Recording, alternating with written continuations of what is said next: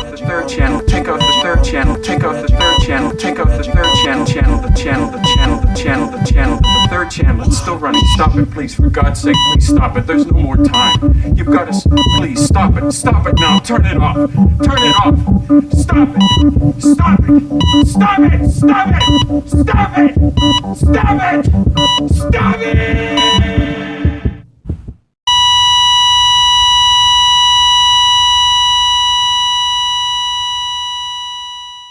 Welcome to another episode of the Third Channel, Home of Horror. I'm Brian, along with Dave. Before we start this episode, we would like to thank our show sponsors, Horror Express Studios and J3 Jason Costumes. If you'd like to be a sponsor of the show, send us an email at thethirdchannelpodcast@gmail.com. All right, Dave. So before we get into this week's episode, let's talk about what an amazing weekend we had this past weekend. Yeah, that was a lot of fun. You came down and it was the PA Horror Sideshow Market, which is brought to us by the guys that do the NJ and PA Horror Con. Now, this was my first time attending, so it was a little bit on the quiet side, but you couldn't ask for, a more beautiful day for weather. No, it was ideal. A little windy, but temperature-wise, it was your perfect autumn day. Considering 2 weeks before Halloween. But yeah, it was a blast. The turnout could have been better. But we had a lot of traffic because to the left of us, we had Miss Lauren Marie Taylor from Friday the 13th Part 2 working alongside of you. So who has become a good friend to both of us. Yeah. Which is pretty amazing, I'm still awestruck or starstruck, I should say, when I see her and she's talking to me just about family relations, family functions, daughters, sons, mothers, and she's just an incredible human being. Her daughter just recently got married, and I was looking at her Instagram page, and you can see a lot of her one daughter in her, like a young Vicky, so yeah. But yeah, Lauren's like one of those rare gems, just sweet as can be and so down to earth. And it's like you talk to her and you feel like you have known her all your life. Well, we kind of known her all our life, but she helped us raise money for the Susan G. Komen Foundation, which was awesome. She really made the pictures like the cell phone photo op pictures is like that much more fun. But you also debuted, I don't want to say Crazy Ralph, I want to say Crazy Dave. Yeah. I finally put a look to the person. Which, you got a lot of people taking pictures with you when you're walking around. Yeah. So iconic character for me, and I've always loved him, and most of us did and have or did and still do of Crazy Ralph from the original Friday the 13th and Part 2, where he met his demise by the hands of Jason. It took me about a month and a half, 2 months to create that cosplay. And like yourself, how I am about accuracy. So it was really, really important that I got it down to the T. I did a little bit more distressing, probably, and aging, just to play it up to par where I felt it needed to be. Not like it wasn't great for the movie, but what have you. So yeah, it was a lot of fun sporting that. It has to be my most comfortable cosplay I've ever worn. Except for the sides of the pants, though, right? The side and the shoes, because they aren't mine. Everything's secondhand off of eBay, and but a couple more wears, and the shoes will be in good place. But it was a lot of fun, and the handmade sign that says "Doomed." Yeah, that was good. Because in case people don't know who I am, I've got to have that key phrase there. Yeah, so, but I think if even without the little sign, I think people who know Friday the 13th would know who you are. I think so. But iconic character, one of the best ones. And when you think of Friday the 13th, the original, he's always one that pops into mind alongside of Dorf. Lovable characters. Yeah, we got to find someone to cosplay as Officer Dorf, and there you go. Yeah, side by side. And whenever there's a Blairstown event, I got to get back into Blairstown. I am actually going next weekend, and I'll probably get some photos between Annie's Arches and over in Hope and try and get some photos. Yeah. So yeah, it was a good time. I thank you for inviting me. It was a blast. Yeah. And it was for a good cause. Yeah, definitely. And you also at that night we watched Halloween Ends, which we'll talk about real briefly Should at we? the end. Oh man. I've been butchering it in a good, positive way as much as I can with Yeah. little digs. Yeah. Yeah, we'll talk about that towards the end. Yeah.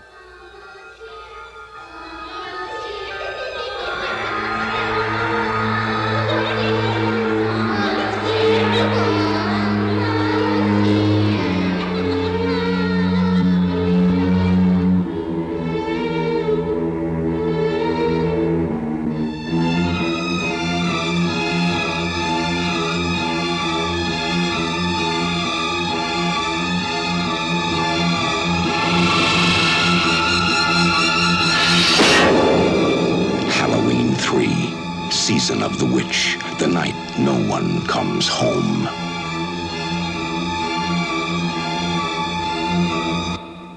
All right. So if you're a first time listener, we call these episodes Choose, View, and Review. So what we do is Dave will put up a poll on Facebook. And how it works is it could be a franchise. It could be a time frame in horror history.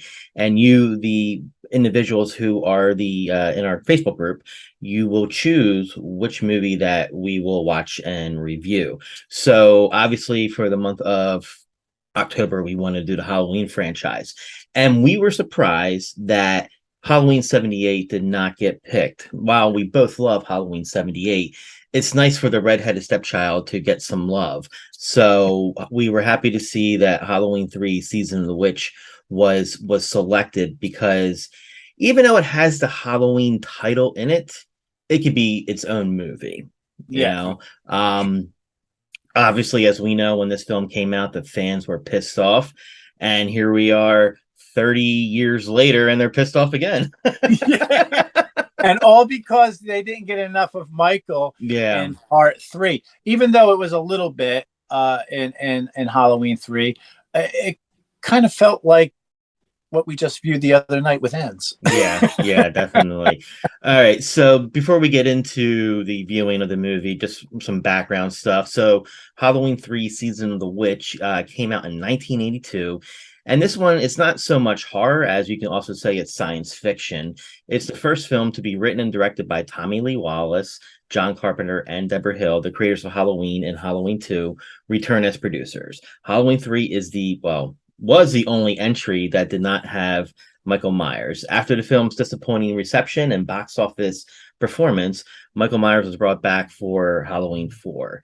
It departs from the slasher genre, which the rest of the installments were a part of, and instead features a witchcraft theme with science fiction aspects. John Carpenter and Deborah Hill believe that the Halloween series could have been an anthology series of films that centered around Halloween night, which with each sequel containing its own character, setting, and storyline. Director Wallace stated there were many ideas for Halloween-themed films, some of which could have potentially created any number of their own sequels, and that Season of the Witch was meant to be the first. And while we never really got a follow-up to Season of the Witch, we are in the fan fiction world. We'll be getting a fan-funded film entitled The Third Channel. And we spoke over the weekend.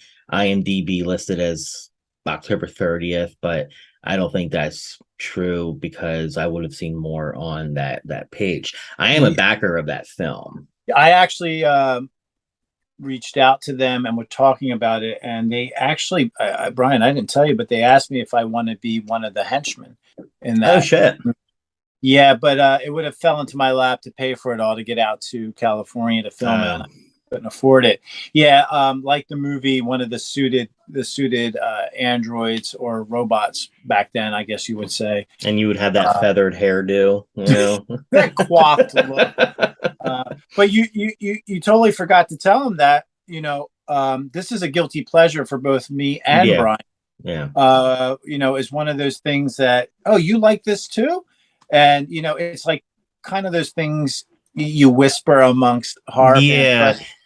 And not so much anymore, because there is a huge cult following. Yeah. Hence, we named our channel, our podcast, and our YouTube channel, The Third Channel, based off of this movie. it just seemed appropriate when me and Brian were chatting about it. And I think it was a pretty good fit based on the supernatural spookiness of it all and what Yeah. we're trying And I have to say, between this and Friday 13th Part 5, I love this far more than I do Friday 13th Part 5. Yeah, but Yeah. Friday the 13th Part 5 for me took me many years after I had that bitter taste in my mouth of Where's Jason. I actually appreciate that film quite a bit now. I think the concept was fantastic to go ahead and try and, there are a lot of people out there that don't approve of it, but I think the video game, when it was brought out, they launched the Roy Burns Jason, that there was this whole new subculture that percolated from this, and cosplaying popped up even more, mass production, which brought this whole new cult following for Roy Burns. Imagine if they did like a Halloween style video game. That would be fun with all the different incarnations of Michael being able to like go. I'm surprised they didn't tap into it. I mean, you've got Texas Chainsaw and Evil Dead coming. I think eventually, I give it another year or two, maybe we'll get a Halloween game. Well, you can play as Michael in Dead by Daylight. I don't know if you ever played that game. No, I haven't. No. Yeah, they use a lot of the horror icons in that game. They use the Saw clown. I forget his name. Jigsaw or whatever. Jigsaw. Yeah, I'm not a Saw fan, unfortunately. And they have Scream Face and Leatherface and Michael Myers, and they want Jason, but because of the copyright, the lawsuit that's going on, they can't bring him in. But yeah, Dead by Daylight, you can use Michael, and he has this amazing stalker ability in the game, of course. Oh, nice. Which is it'd be cool though. Like obviously like going into Smith's Grove as like one of the maps, or Haddonfield Memorial Hospital. There's so much you could do with that. I think if you were to do a game like that, it would be more of a stalker ability without spooking somebody, cracking a branch or something like that, and building up your levels of that. And like they did with the Friday the 13th, use different masks for different. Absolutely. God knows there's enough of them. Yeah. So with the budget, that now this movie was made on a budget of $2.5 million, and it only grossed $14.4 million. So obviously it didn't do well at the box office, and because of this, they decided, all right, we're going to go back to Michael. But this was the last Halloween film to be distributed by Universal until we got the 2018 release, because then it went to Dimension or Miramax, one of the two. All right, so again, wait, I thought Blumhouse was behind that, or in association with like Universal. Oh yeah, so, right. They're not gonna let go of that. Right, gotcha. Right. So let's talk about the writing. So they got they recruited this gentleman, he's a science fiction writer, Nigel Neal, to write the original screenplay, mostly because Carpenter admired his Quartermass series. Neal said his script did not include horror for horror's sake. He adds the main story had to do with the deception, psychological shocks rather than physical ones. Neal asserts that movie mogul Dino De Laurentiis, owner of the film's distribution rights, did not care for and ordered more graphic violence and gore. While much of the plot remained the same, the alterations displeased Neal, and he requested that his name be removed from the credits.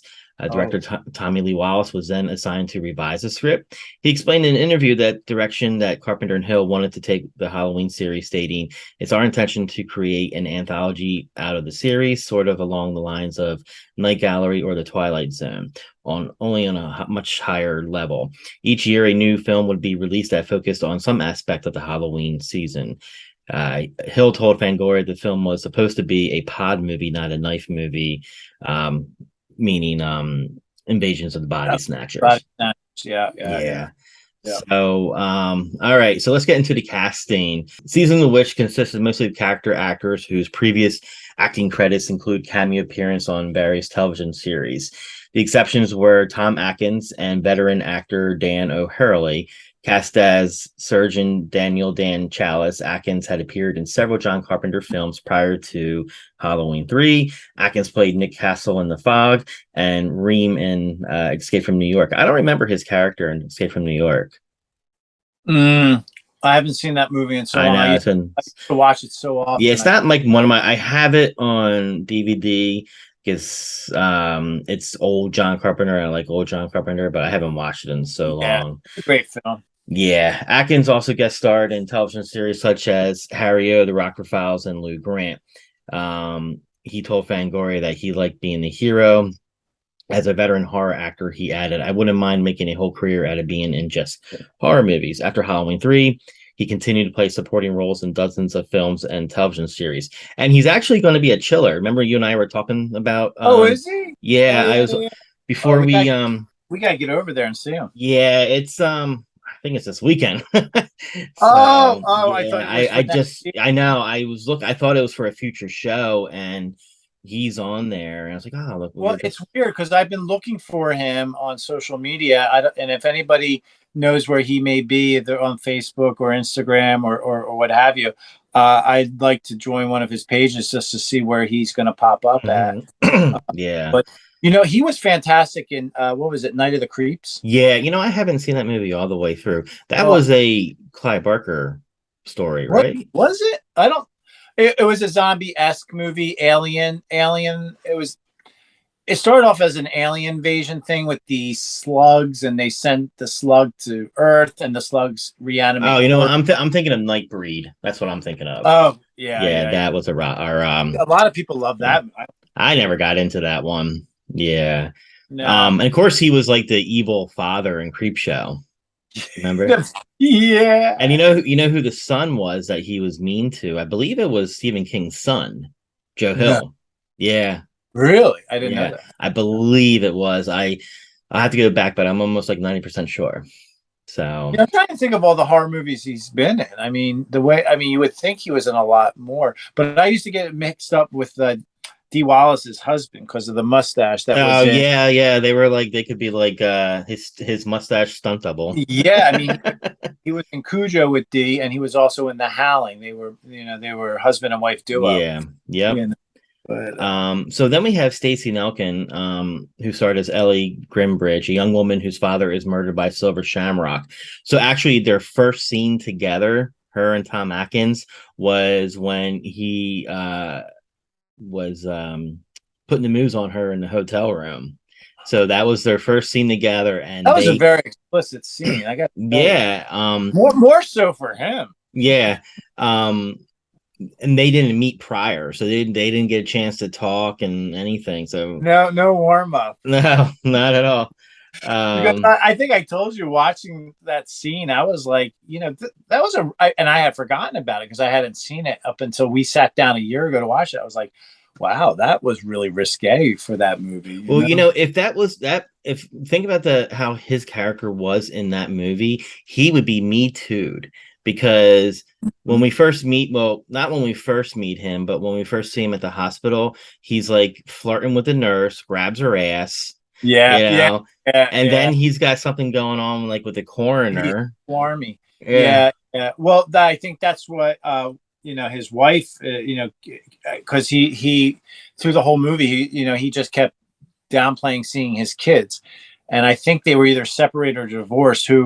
The woman who played his wife was also in the original. She was Annie, and man, did she look so much older. And that was only a couple of years after filming Halloween. I think they purposely aged her in that one. But so that was an interesting. And then we got Dick Warlock, who played Michael Myers in Part 2, who actually was in Halloween 3, in case a lot of you didn't know that. He was actually one of the henchmen without Michael's mask, of course. But a lot of people didn't know that he was actually in Halloween 3. Yeah, I didn't know that until I had found out not too long after you had told me. Yeah. So actually, and originally the henchmen were going to be gingers. They were envisioned as just redheads, Irish. Yeah. I guess he was Celtic or Yeah. So and then Dan O'Hurley, who played Cochran, I only know him from RoboCop. He was the head of CC. I gotta tell you, his acting in this movie was so creepy. It was creepy on the line of the old man from Poltergeist 2. Yeah, which really creeped me out. because there was kindness about him, but I loved his performance in this movie. But yeah, RoboCop 2, yeah, 1, he was like kind of like the good guy, and then Yeah. 2, he was a creepy old guy. Well, he was and then a creepy old guy. I guess he was like in a jacuzzi with these young women. So, but yeah. Hey, be careful. That may be us one day, and we may fall into being creepy. Yeah, it's true. All right. So, and actually, we have 2 cameos. I didn't know this, but Jamie Lee Curtis had a cameo, and it's not the Halloween trailer in the film. What? She had a voice cameo when they're at the Silver Shamrock production facility. There's a woman over the PA system. Right. That's talking about the curfew, I believe it was, or it was either the curfew. It was the curfew. Wait, I think the curfew was announced when they all arrived to the hotel. Yes, that was her. That was her that voice. Was her. I would have never. Is she credited in the movie? No. How did you find that out? Actually, when I was doing my notes on Wikipedia and IMDb. So, and then Tommy Lee Wallace is the voice of "It's Time." Before the song comes on. And I never knew also until reading that the song is based around London Bridge is falling down. That I knew. And every time I hear London Bridge, I'm going to think of the Silver Shamrock. Yeah. It's always going to be there. Yeah, that song played 14 times in the movie, by the way. I believe it. All right. So I'm trying to make it into a ringtone for this time of year. Use the app Zedge, Zed. Oh, I know Zedge. I'm pretty sure it's on there. So directing. So originally Joe Dante was hired to direct but quit in order to direct a segment of the Twilight Zone, the movie, just weeks before the principal photography was scheduled to start on April 19th, 1982. So this was the directorial debut of Tommy Lee Wallace, although he was not a newcomer to the Halloween series. Wallace had served as art director and production designer for the original, and he had previously declined to direct Halloween 2. Wallace directed other horror films such as Fright Night Part 2, Vampires Los Muertos, and miniseries It. So, So, all right. So, of course, the music, obviously, we knew this was going to be composed by John Carpenter. And you and I had recently talked about how I felt like this sounded a lot like Christine. Well, he would go on to film Christine like right after this. So, yeah. Right. He's got that signature sound, and which is even followed into his son, who did the soundtracks with him for the new trilogy. Yeah. Is very signature. I'm actually Waxwork Records, which you're familiar with. I reached out to them not so long ago if they have something in the works. I haven't got a respond back for them for a vinyl soundtrack because I want one. I would love to get one. But there's another company I think produced it, and I could be wrong with the name Mondo. Oh yeah, I've heard of them. Yeah. Yeah, they did one, and I have found one, but compared to something that Waxworks that would create, it's very boring. Album cover, but it's a great soundtrack. Yeah, there's every song that's in there. There's probably not many, but they're all fantastic. Yeah. All right, so we're going to get into the plot of this film. So unlike other Halloween movies, this takes place over just about a week. Actually, I don't want to say like unlike other Halloween movies because they wouldn't do this type of thing until Halloween ends. But we begin on October 23rd. We're in Northern California. So we have a shop owner who is pursued by a mysterious man, and he's holding like a jack-o'-lantern mask. Yeah, and then he collapsed at the shop of basically like a gas station, and he calls for help, and he's taken to the hospital and placed in the care of Dr. Daniel Chalice. But before we get into that, like the gas station attendant or owner, whatever he was, like he didn't want anything to do with that. Like there was something happened. I forget what happened, but he was like, "Oh, I'm out of here." Yeah, that was great. Yes. So we finally meet Tom Atkins, who plays Dr. Chalice, who is an alcoholic, and I wonder if they like kind of like the doctor from part 2. I'll drink that. Like the doctor from part 2, he was an alcoholic. Remember? So It was the 80s. If you weren't smoking, you were drinking, yeah. or womanizing. And well, Tom Atkins did all three. All So yeah, all three. And he was a doctor. yeah. So he's got a strained relationship with his ex-wife, who was Nancy Keys. I think her name was actually Nancy Loomis. I think Keys is like her married name. Yeah. Yeah. Well, I think they used Loomis. If you watch some of the, I can't remember where, but Loomis, because of Loomis from the original Halloween, Doctor, has been peppered into other horror movies. That Janet Leigh was actually named Loomis in The Fog.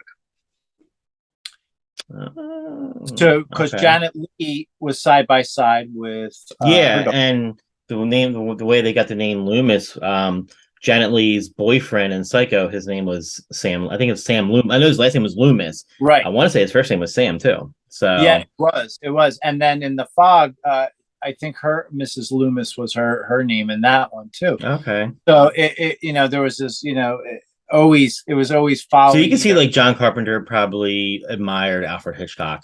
Oh yeah. Getting back then, he was a big inspiration for a lot. Yeah. So he's got a strained relationship not only with his and here my note said ex-wife and his children. It's like I feel like he's buying his children off with these masks that are hot for the year. So he bought some chintzy ones in the movie, and they bypassed him and says, "Well, we already got these, Dad. Mom got us these." That's right. Yeah. Okay. Which belittled him even more. Yeah. Yeah. So later that night, Harry, the shop owner, he's murdered by another suited man, and man, the fact like. He dug his fingers into his eye sockets and just popped it like a soda can. Yeah, it wasn't. He just didn't go in. He did a twist or something. Yeah, and concave the nasal canal and everything. It was brutal. Yeah, like and I felt that in my teeth when he did that. Yeah, and they didn't even. I mean, you saw a little bit of it, the after effect. Like they didn't go into the. It was all sunken in. It was really great practical effect. Yeah, and I just loved how the killer just walked by the nurse, like, you know, like he was only focused on him. There is to be no collateral damage. Yeah, he did the task at hand, and then went to the car, and I feel like Tom Atkins could have done more in chasing him down. Yeah, it wasn't written in the script. No, but he douses himself on fire, and the whole car blows up. But it's funny, like the car is still there, like a day later. Like they didn't take it away. No cleanup, well, I guess crime scene investigation. Maybe I don't know. Maybe it needed a little bit more investigating. I don't know. There was no tape off or anything. It's still that there I know with the door just hanging, on the street. That I know. Yeah, that's put up police tape. Nothing was. That's when we're introduced to his daughter Ellie. She comes by the next day to identify the body. And then later on, her and Chalice meet up at a bar, and she reveals that she has discovered some suspicious events surrounding her dad's death. So to investigate, they travel to the Silver Shamrock factory in Santa Mira, California, where the Halloween masks are made. And this, I mean, I watched Sean Clark's video. He was there a couple years ago, and the town really does still look like that, just desolate. Of course, they added some facades up there, but you already get that feeling that there's something up with the town. You couldn't have asked for a better set, that was already established. I mean, there was creepy. And I'm sure as one of those northern coastal towns, because I lived in Northern Cal, where they also filmed The Fog up in that area. There's a lot of little towns up there that time has forgotten like that. That they all look like perfect stage settings or movie settings. Yeah, the motel is actually still there, right? But it's like it's not abandoned per se. Like it's still someone owns the property, but Sean Clark was able to go into their hotel room. Okay. But it's all like just dirty and stuff like that. Like they started construction. Are there people living in it, or was it No, just? it's just like an abandoned hotel that they just never tore down. So yeah, we get to. I always had a feeling like after watching this, were the townspeople robots themselves? Yeah, I think that was the understanding. Like the whole Yeah. time, if you saw as he came into town, the video surveillance and all that, Mhm. I think we're kind of robot-esque when they talked. So I had the feeling that they were already androids or robots themselves. And going back to the female lead, there's question. People keep going back and forth. Was she a robot when she first met him, or did she become a robot after? My feeling was she became after when they let back into. Yeah, I felt like there must have been a part of the draft that didn't make it to the final cut, to where she gets like, tested, however they did it. Right. Because I was reading somewhere on another page that there was a scene filmed where I guess when they were making her into a robot, it was all prosthetic body and she just lay down underneath it. Yeah, well, I like that they eliminated that because it left the mystique of like, oh wow, I didn't see that. There was that plot twist at the end. He Yeah, wanted to get his boogie on at the end. I can't wait to talk about that. I love that scene. Yeah. That was a great scene. So while they're at the hotel, it's like everyone just comes at the same time. You have the husband and wife that own the toy store with their bratty little child, which was their top seller. Yeah, who I wish got hit by a car when mom said, "Don't ride your bike in the road." And then I told you this over the weekend. They pulled up an RV. Why do they need to rent a hotel room? I was happy that kid died. Yeah, he was an asshole. And then you had the other woman who pulls up, and I didn't notice until I was reading the notes that was Tom Atkins' wife at the time. Oh, yeah. Wow. So when maybe after she saw like the final cut, and she's like, "Oh no, he didn't just suck on her titty." So that scene, like you can't fake that. You can't fake. And she didn't want to do that as far as like the after effect. She refused to do all the makeup, so they had like a stand-in for her. But that was great practical effect, and that was gory. Like all this was missing, and that was a great. Yeah, that was Her head her head was on the ground, and it was really, really well done. It was really well done. So when they get to the hotel, this is when they find out about Connell Cochran and his factory, Silver Shamrock Novelties, producer of the popular Halloween mask, are the source of the town's prosperity. While checking in, they also learned that the dad, Harry, was a guest. Marge Gutman, she was the woman that we were just talking about. So later that night, she's fiddling with the emblem or whatever you want to call it. The shamrock token, I call it. That fell off that every one piece of but I didn't get why she was playing with it though. Was there something that I missed? Well, on the back of it, it was a that's where they put a piece of the Stonehenge and everything. But it had a very bad like computer chip that was attached to it. So I think it brought attention to her, like, what the hell is this? And then I think it was a bobby pin, and she was playing.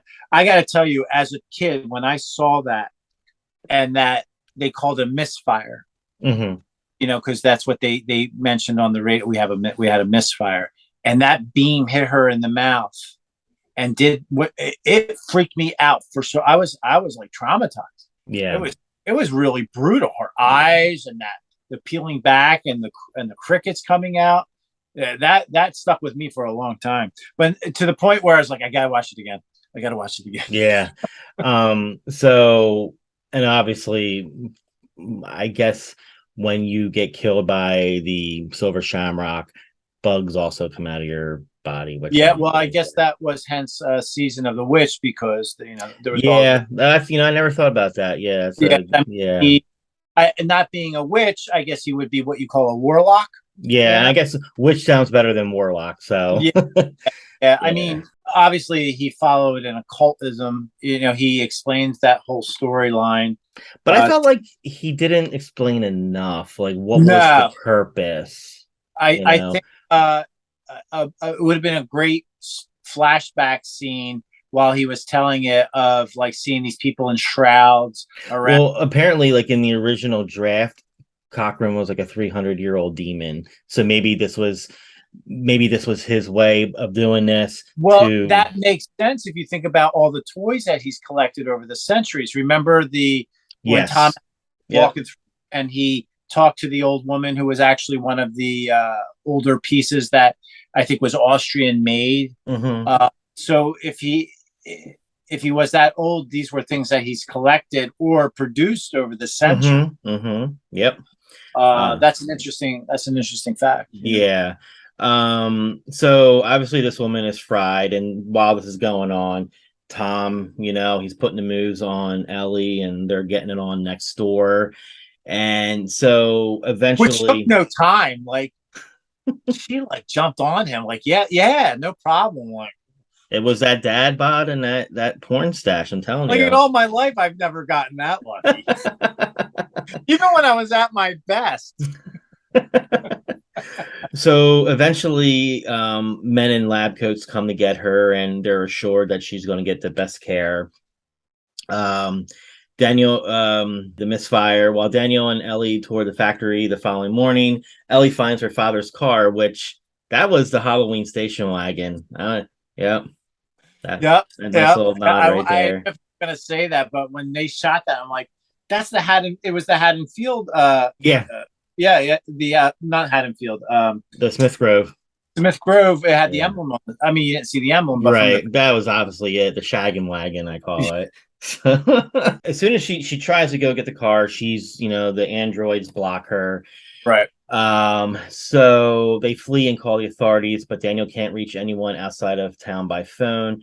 Ellie is then kidnapped and taken to the factory. Daniel follows and is captured by the men in suits, revealed to be androids Cochrane created, because Tom Atkins like sucker punched the guy and his hand went right through the guy. And that was actually concentrated orange juice, the goo.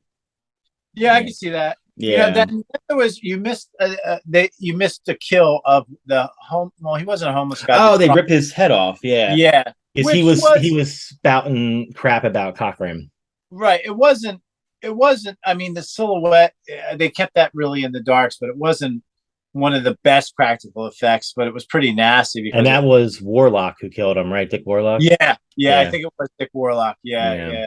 But if you think about this movie, there wasn't a lot of kills in it. Just three kills, I believe. Yeah, the dad. I remember reading correctly. They added the additional kill of I think in reshoots, the woman, the laboratory assistant that was trying to investigate all the motorized parts. Oh yeah. It was added later because they said you guys don't have enough kills, so they added her in reshoots with I think it was the drill in the temple. Yeah, and that was like kind of like an off screen. You see him holding the drill. He's in front of her, so you don't see anything. But maybe I think some blood splurt, and then her legs. But so I guess they just didn't have enough budget to really do anything. No, I think they spent more time dwelling on his sex scene. Yeah, which could be horror if you think about it. So. We're all over the board with this. Yeah, so Cochrane is talking to Daniel about the final processing. We heard about when he's doing the tour with the family that owns a toy store. They inquire about these masks. It's like, oh no, this hasn't gone through final processing. Yeah, which is down like in the sub level or whatnot. A secret door. Yeah, so each mask contains a fragment of a piece of Stonehenge. And, he talked about what a bitch it was getting it over here. How the hell did that go through customs? Yeah. It's got to have some supernatural thing like time warping or maybe UFOs involved. Yeah. I mean, how do you steal that? And it's like a chunk of it I can get, but he stole the whole freaking rock. Yeah. So it's during this time that the family, they're put in the room because they're supposed to I guess watch a commercial. They want to screen it for them to get their reaction. So the kid puts on the mask, the song comes on, and then that's when we see his Yeah, we see his evil plan, and like just the special effects on that was great. And Yeah, yeah. like, The act was superb in that too. Like her reaction and like her like in shock. yeah, It all felt really, real. And then he gets bit by one of the snakes. rattlesnake. Rattlesnake. Yeah. And we talked about this weekend. She passes out, but my understanding is, or my feeling is, she got bit by snakes too.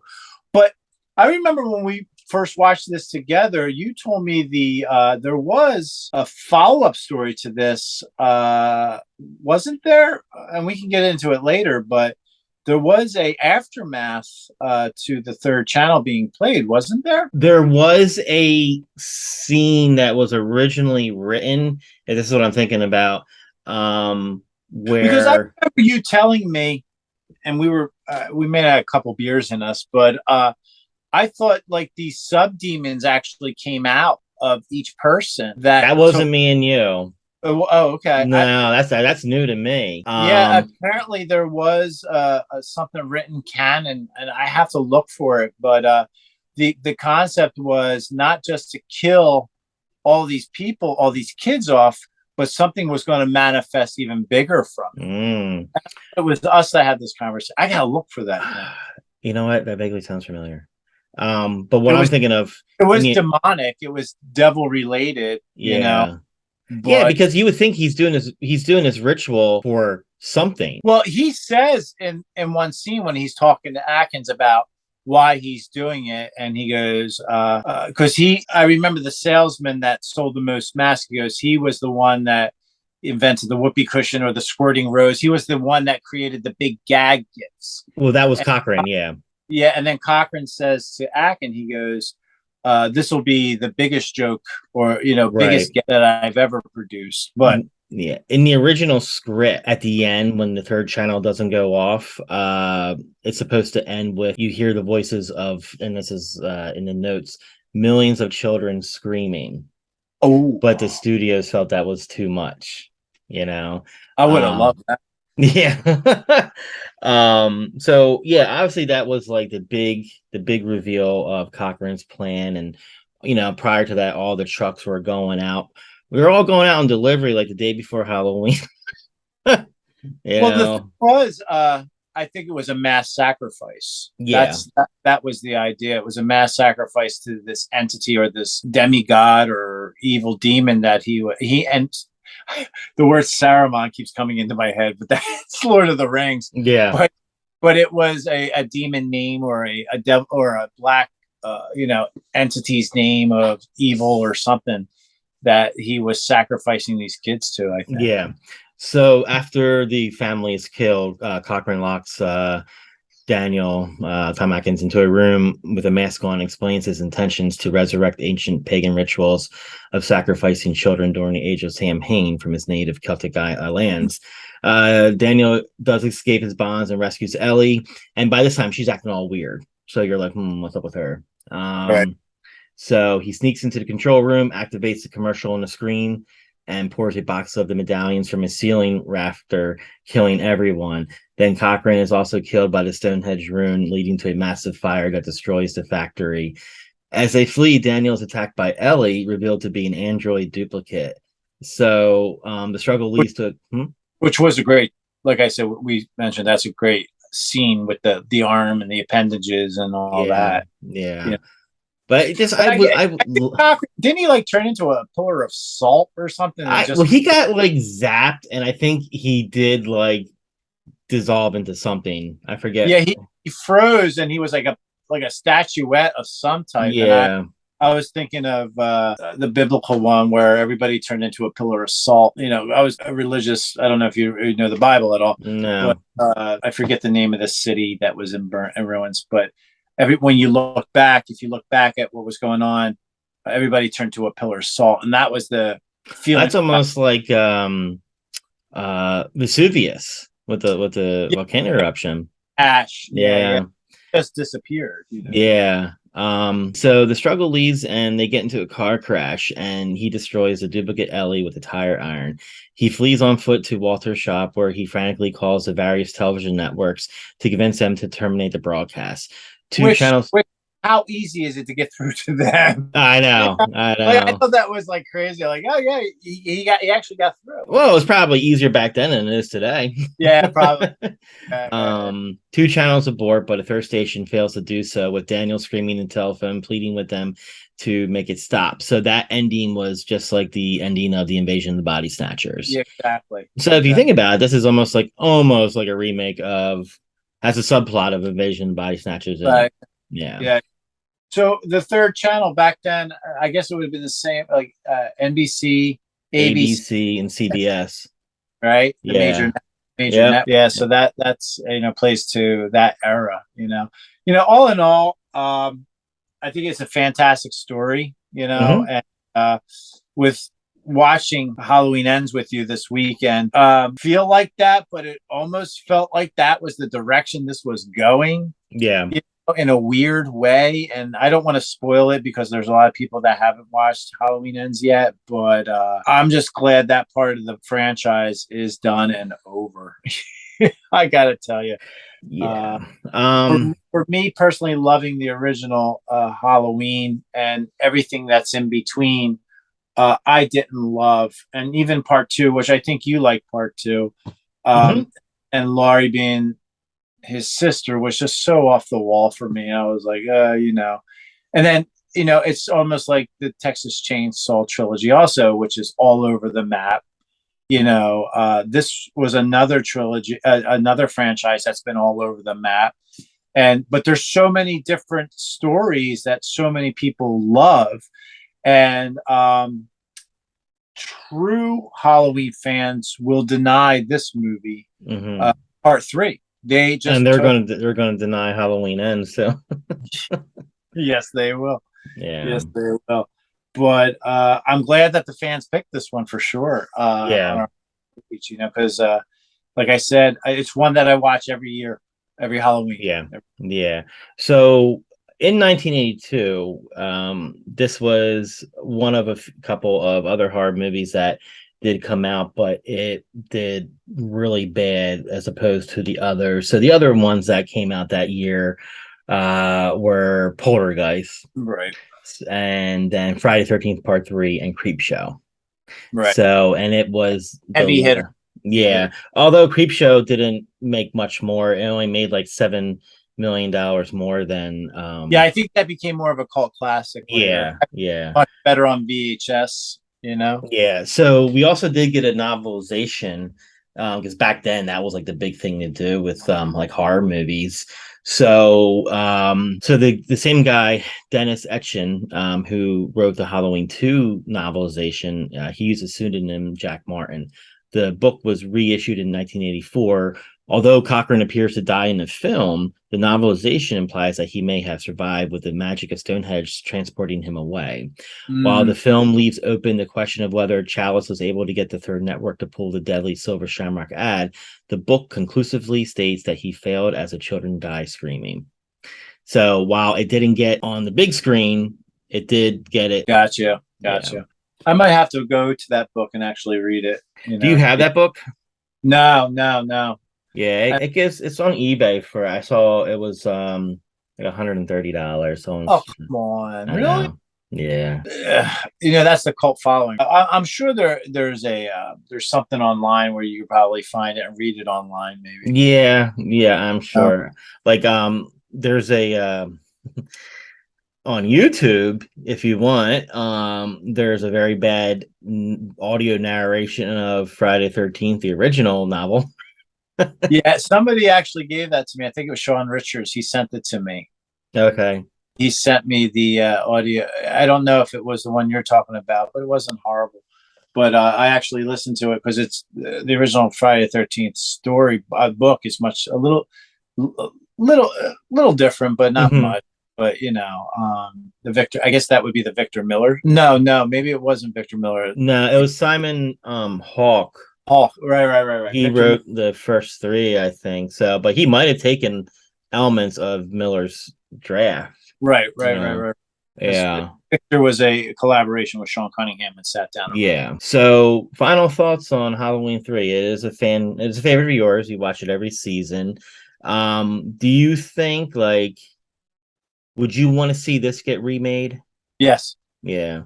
I could. I think it would have potential. Like, again, it wouldn't be a big box office draw. It would be more of an indie film. But with what they could do today and practical and some CGI, you know, I think it would be a cool approach. Either, I definitely would love. I love one. I mean, you can't replace Atkins. He was great in this. But again, like I said about, certain things that Hollywood thinks that's money makers and what we would like to see would never happen. Right. I think this would never happen.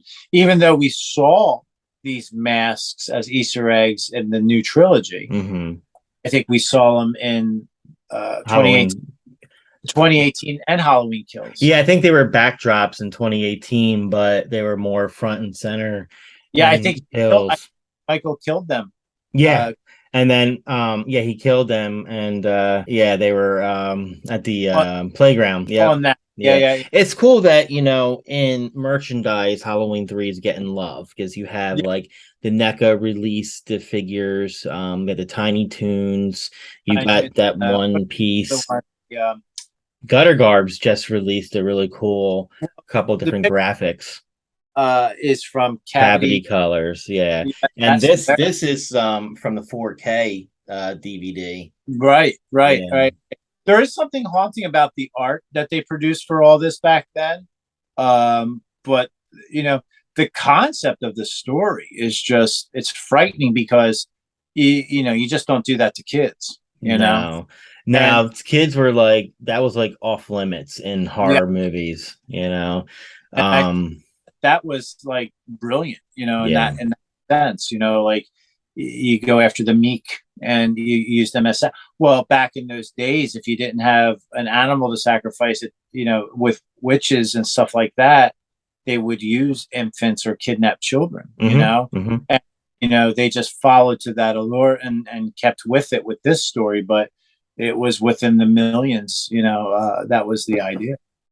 So I think, I'm reading this book called Taking Shape, the story of Halloween. So, and it talks about, it goes from the original up until 2018. And I just started the chapter on Rob Zombies. I'm like halfway through that one. But there is a sequel to it. Okay. And it talks about all the sequels we didn't get. And I got that in the mail today. This thing is thicker than the Bible. Really? Yeah.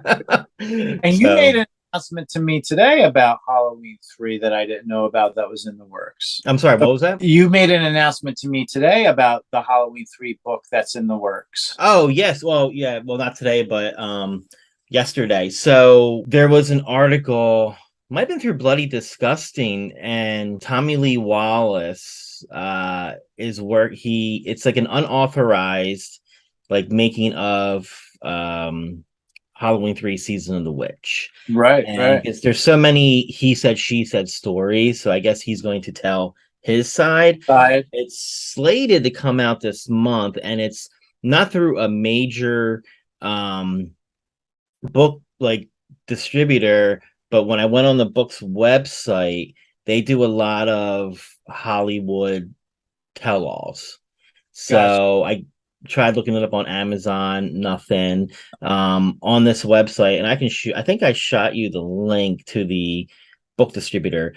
Like it's under the coming soon, and there's an article, but the article won't come up. So I don't know if it's still going to be slated for release like this month or not, but definitely I would get it. Yeah, I would get that. Now that's the collection. Yeah, I just started dipping into collecting more from Halloween 3. I got one of those waxworks spinsters, I think they call them, of the skull mask kid with the trick or treat bag. The witch and the pumpkin is next on my list, and then there's a couple t-shirts I want to get into. So yeah, I'm by creating this new channel with you for YouTube and for podcasting, it's sparking a lot more of the collectibles for me that I missed out on. And you had mentioned to me, I think today or yesterday, that the Don Post masks were now a real thing. Came out during production of this movie. Yes. Yeah. They came to Don Post to do to make them the mask, and actually I think it was he already sort of had the skeleton or the skull in his resume, but I think he added more to it. Gotcha. And so I think they at the time, like, they were selling for like you could go to the store and buy them for like between $20 and $25. Yeah, because I remember seeing them on the back of Fangoria magazines for sale. Oh wow. Fangoria used to promote masks on the back of their Okay. Fangoria, that was the only way horror fans knew what was coming out back then. Well, if you watch the scene where they're producing the mask, that looked like a legit factory that was pumping that was probably well, actually on IMDb they talk about Don Post Studios, so maybe they shot some footage there, Yeah. But I looked on eBay, and I put like Don Post Season of the Witch mask, but all that came up were the Trick or Treat, the tots, or just Don Post masks from back in the day. The thing with tots that's always frustrated me is what you see is the prototype. What you get in the store is not what they push. That Halloween Kills mask or Halloween Ends mask was horrible that they put out. Yeah, a lot of guys are buying those, and I'm on, I think, michaelmyers.net on Facebook. They rehaul everyone they get. Yeah. They'll rip the hair off. Well, that Michael Myers cosplay, those are a bunch of divas, man. I thought Friday the 13th guys were bad. They're bad. They're really bad. They will rip you a new one if you don't rehaul a Myers mask. Yeah, they put game, and the guys that are watching, they don't or own those pages don't jump in. They let everybody show each other up like piranha. Yeah, those Michael Myers fans, man, like, whew.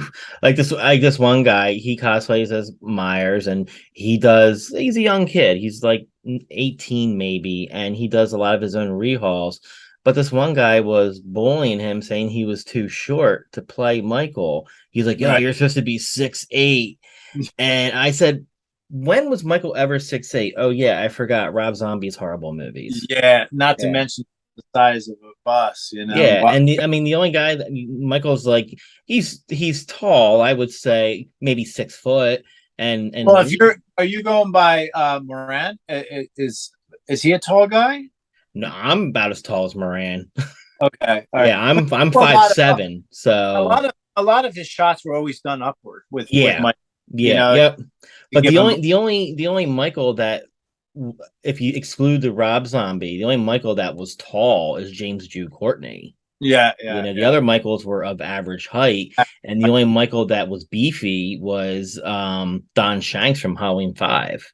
And he's still, dude, man, he's got to be like he's got to be late 60s, early 70s, but he was at, like, I guess, a meet and greet, and he was wearing a tank top. That dude is solid muscle. Is he still? There is not an ounce of fat on him. Like, props to him. I have to revisit the franchise because I haven't. I'll be honest with you. I haven't watched part 2 in about 15 to 16 years, maybe. Oh wow. Yeah. Wasn't there a scene in that movie where a kid had bitten into a razor blade with an apple? A quick shot. Yep. That was brutal. When I remember seeing that scene as a kid, I was like, "Oh my god!" They brought that into it. Yeah. Out of all so obviously 1 and 2 I hold up here, but after that I love Halloween 4 because it kind of went back to how Halloween the original. I don't remember 4 at all. The thing I didn't. Loomis is in it. Loomis is in it. Yeah. It's basically a follow up to 2. Like 3 never happened. Right. I didn't like the way the mask was in it. I have a soft spot for Halloween 6, The Curse of Michael Myers. Because Paul Rudd, he was so good in that as Tommy Doyle with PTSD. Gotcha. And the producer cut is far Has better. he talked about that movie at all? I haven't. They approach. Well, that was his first movie. Right. It was I don't know, Halloween 6 and then guys who Clueless. love it or forget it. You know, like Well, he Kevin. talks. I mean, he talks about it because I mean, I don't. I think he filmed Clueless right after that, and that's when he Gotcha. shot to stardom. But they had asked him to reprise his role for 2018, and he Oh, declined because he's making that Marvel money now. You know, yeah. Yeah. um, I so wouldn't when be surprised if Disney said, "Don't you dare." You know, yeah, so when they cast Anthony Michael Hall, he which was I really. know, I know. Oh, Um, he called Paul Rudd to get his blessing because right. maybe he feels the same way I do of how he portrayed that character. Yeah. But Don't get me wrong. I love Anthony Michael Hall, but back in 1984, you know, like well, he even hasn't when done. he did his TV show The Dead Zone, he was good in that. You I know, so saw that. I never saw. I've only seen a few episodes. He was really that kind of brought him back to stardom per Gotcha. se. Yeah, You know, Walken holds so true to my heart. The yeah. Christopher Walken movie So my question is, where do we go from Halloween Ends? ends. It just It's not ends. going to end. No way. You know, I don't know, man. Obviously, from what I'm hearing, it's Strode's last story. Right. She's done.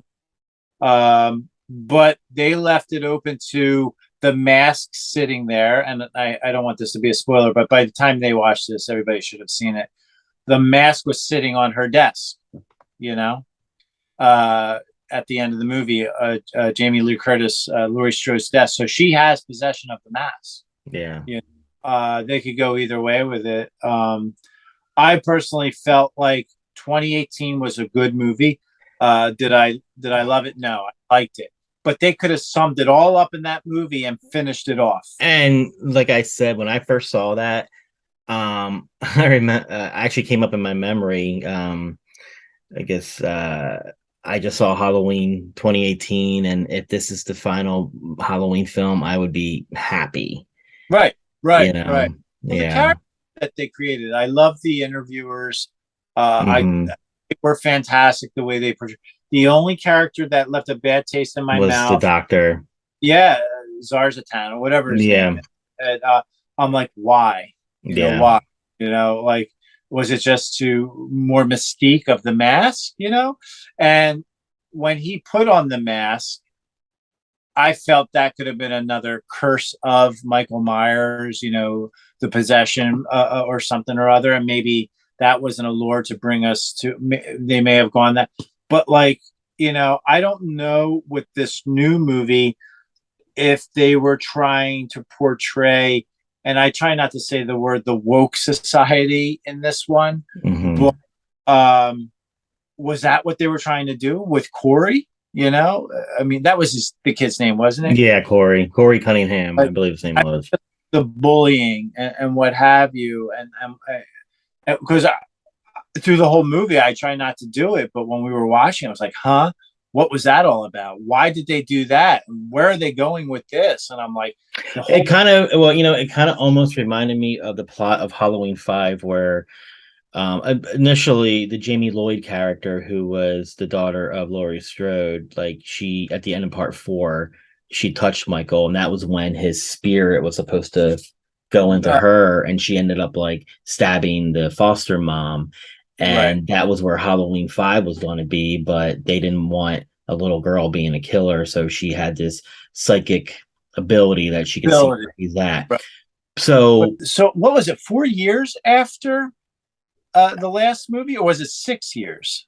I'm thinking they did a time jump from 2018 to present, you know, All right. because 2018 and Kills are all in the same night. Yeah, The beginning but of I Ends well, is I read today it was a 4 to 6 year jump. yeah. You know, with that being said, all those 40 years of having PTSD and She's like a apple pie making grandma now. the pumpkin pie, carving pumpkins, living in solitude is gone. Her fortress is gone, and now it's open air. My daughter is dead. My son-in-law died. So everything's okay now. And, it's just like they paid attention to so much detail in 2018, like went out the window with this one. And I just don't know. So you watched, and we'll end it at this. Now, did you look at that? I think I screenshotted this or sent you a link to this post. Yes. The resemblance. And I'm like, wow, that is kind of ingenious, but stupid at the same time. Yes. Thought about that. Yeah. We'd be tying into part 3. Yeah, like so basically the 40th movie or 40th anniversary movie was basically a remake of the original, had the same fonts. Right. When part 2 came out in 81, Michael was more brutal. Halloween Kills, Michael was more brutal. Same fonts. Right. Halloween 3 comes out. Michael's not in it. This one comes out. Michael's barely in it. Right. Halloween 3 opens with blue fonts. This opens with blue out right away. Yeah. Out right away. Yeah. Yeah. So and what's his name did a lot of writing on this, Danny McBride. Which I wonder how much he had in I think he was a big part in Kills, but I wonder how much he had in this one, because probably like one of those things. If you're signing me on to do one, you're putting me in with the trilogy. Yeah. So maybe he was an advisor in this, because this is not how I wanted to see this. No story. No. I personally wanted them both to die. I wanted Laurie to die and collapse while Michael was bleeding out. Yeah, I think because Michael was loved so much, and there are people that cheer for the bad guy and love the bad guy. It just would have been ideally they both died at the hands of one another. I would have loved that concept, you know. Yeah. But in today's society, you have to have a hero or a heroine. It's one of those things. Yeah, and then just like the ending, like the town comes together for the funeral. I was just like, oh, geez. Nobody would do that. They would not allow that in today's society or any society. With the cowboy hat, I thought he was gone, and then he showed up. Like, oh, don't forget him. We got to throw him back in with his cowboy hat.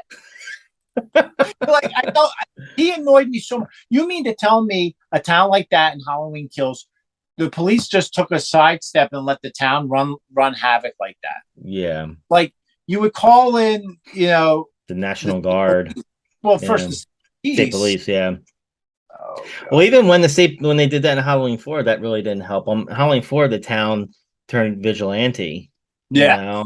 But they kind of at the end worked with the police when they, killed Michael off. But I give it another couple years and we'll get another Halloween movie. It obviously won't be in this universe. Dude, how much money did it make this weekend? 40 million. And just imagine, I want to see the numbers of the people who watched it at home, because how much more money. Well, I think Peacock said it wasn't as spectacular as they thought it could be, Yeah.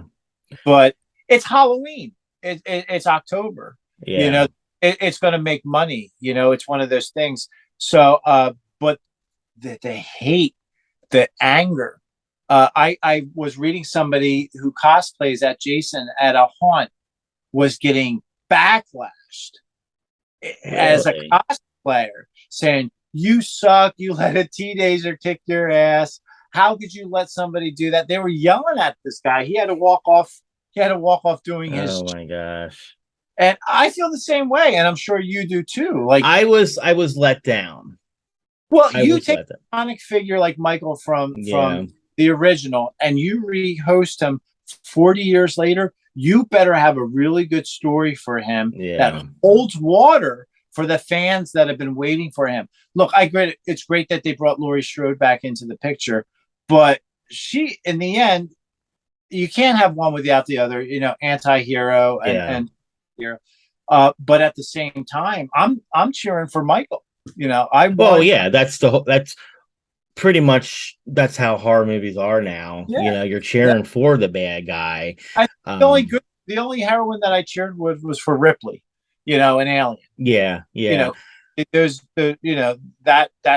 how I felt when she survived the first movie and they brought her back into. Yeah, I would. It's going to be hard to see how they will go about writing another film because obviously it's not going to be in this timeline. The only thing I can think of is like, Danielle Harris is a big fan favorite. So if they did like a follow up from Halloween 4, because that's a favorite among the fans. I mean, I get that, but that's not how Universal or Blumhouse or any of these No. people think. They'll either want new blood.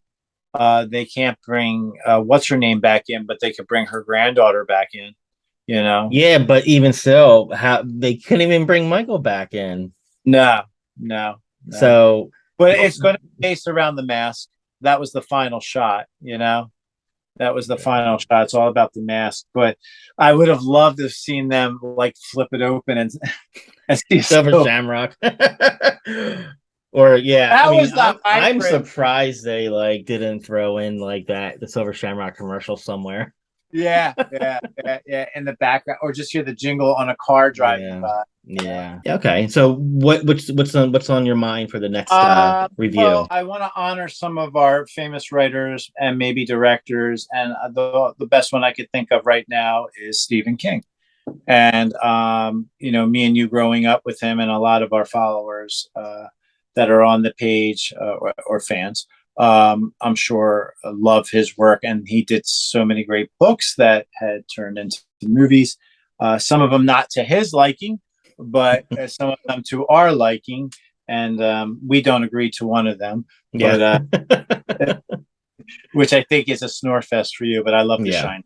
But in any case, so Stephen King, we will choose 5 films from his books that have turned into films, and we will let you choose the best to choose, view, and review. Will the Graveyard Shift be on that one? Oh, God. No. All right. So, everyone, again, thank you for tuning into our episode of The Third Channel. Please make sure you join our Facebook group, The Third Channel Home of Horror, and we are now on Instagram at The Third Channel Podcast, so you can take part in voting for the next movie for us to review. So for those of you that are on Instagram, when Dave puts his post out on Facebook for the polls, I'll do the same as far as I can't do a poll, but I will list the movies and then I'll give that information to Dave and then he can plug it in as far as on the Facebook. He can't actually plug it in, but he can play with the numbers. So we want some more interactions. And again, if you want to reach out to us, our email is the third channel podcast at gmail.com. I frequent that just to make sure anyone does email us. But again, we want to thank you for watching and or listening. And I am working on getting this out to more audio streaming sites. It's not as easy as it used to be, and it's a little time consuming. And with the new schedule, it's a little hard, but we will get more audio platforms out there. Until next time, I am Brian, and this is Dave. We will see you on the Third Channel.